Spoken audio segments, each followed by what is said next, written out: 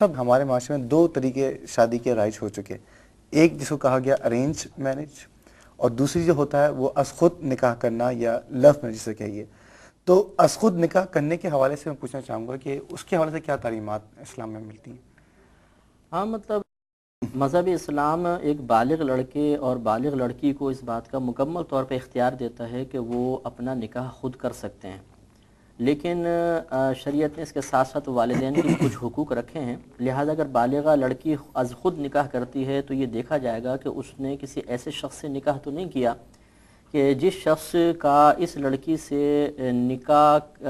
ثابت ہونا ان کے والدین کے لیے باعث شرم اور عار بن جائے، یعنی کسی گھٹیا پیشے والے کے ساتھ یا گھٹیا حرکات کرنے والے کے ساتھ لڑکی اگر از خود نکاح کر لیتی ہے